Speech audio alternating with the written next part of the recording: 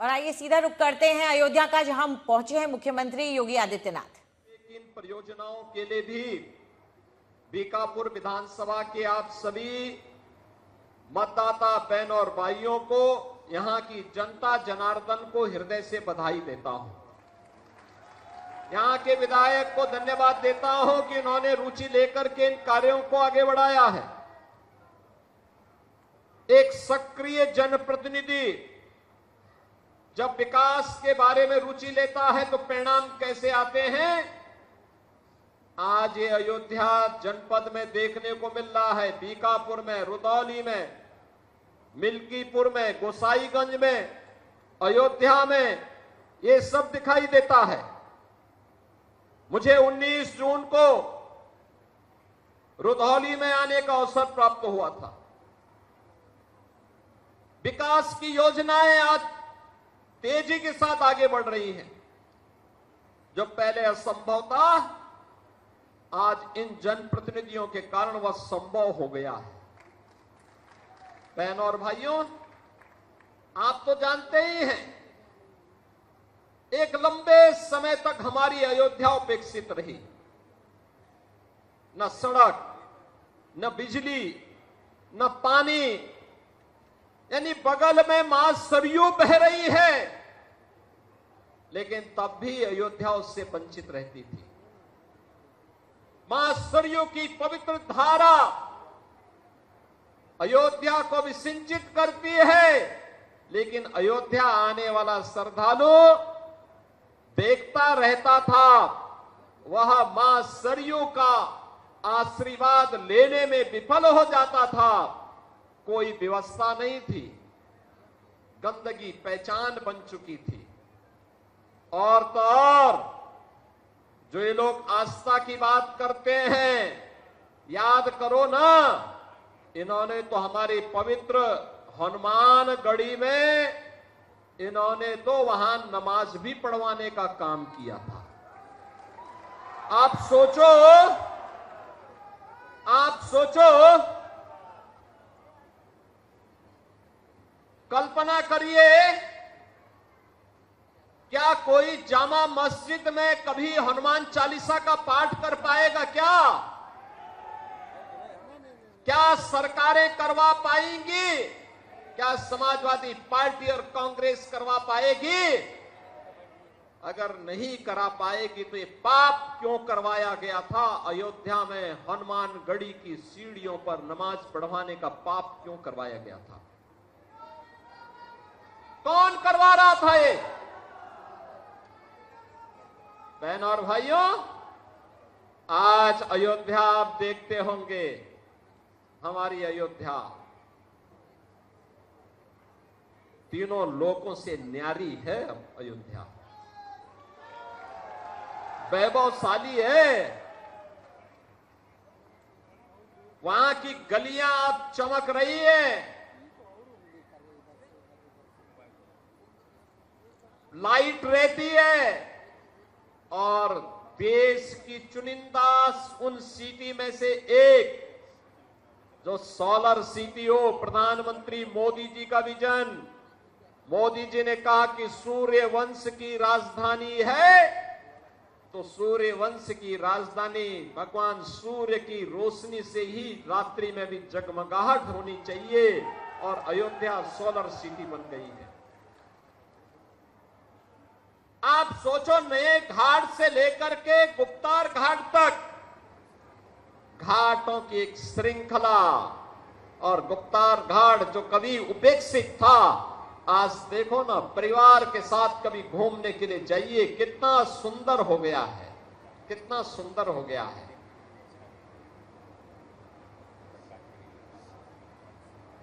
सूरज कुंड का हमने पुनरुद्धार किया है। वर्तमान में विधायक अमित सिंह चौहान के कहने पर, उनके प्रस्ताव पर भरत कुंड का सुंदरीकरण का काम भी चल रहा है। बहनों और भाइयों, मनसा साफ हो तो कार्य अपने आप होते हैं। नीति स्पष्ट हो तो नियंता अपने आप सपोर्ट करता है, सहयोग करता है। आज वह अयोध्या में दिखाई देता है। प्रभु श्री राम की कृपा और पवन सुत हनुमान जी की भी असीम आशीर्वाद जब प्राप्त होता है तो अयोध्या के सारे काम अपने आप ही आगे बढ़ते हुए दिखाई देते हैं। कोई सोचता था अयोध्या में इंटरनेशनल एयरपोर्ट बन पाएगा? ये समाजवादी पार्टी के लोग विरोध करते थे, एयरपोर्ट के नाम पे गुमराह करते थे। आज महर्षि वाल्मीकि के नाम पर इंटरनेशनल एयरपोर्ट अयोध्या के साथ और देश के सभी प्रमुख शहरों के साथ अयोध्या का एयरपोर्ट जोड़ चुका है। सभी शहरों के साथ अयोध्या जुड़ चुकी है। आज जो अयोध्या का विरोध समाजवादी पार्टी और कांग्रेस के लोग कर रहे हैं, वे इसलिए विरोध कर रहे हैं, वे नहीं कर पाए थे, इसलिए बुरा लग रहा है कि महर्षि वाल्मीकि के नाम पर क्यों हो गया।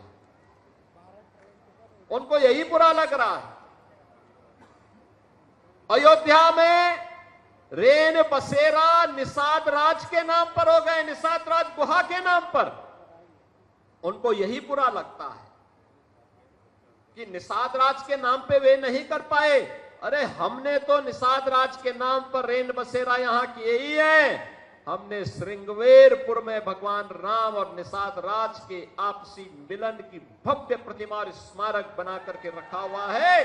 जाके देखो तो कभी श्रृंगवेरपुर में, जिसको तुम कब्जा करवा रहे थे, वक्फ के नाम पर कब्जा करवा रहे थे, उस श्रृंगवेरपुर को डबल इंजन की भारतीय जनता पार्टी की सरकार ने आज सुंदरीकरण की नई मुहिम तक, नई ऊंचाई तक पहुंचाया है।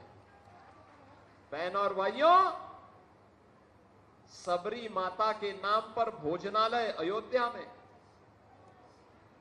समरसता तो यह है जो डबल इंजन सरकार ने किया है, बिना भेदभाव के अयोध्या में भी दिखाई देता है।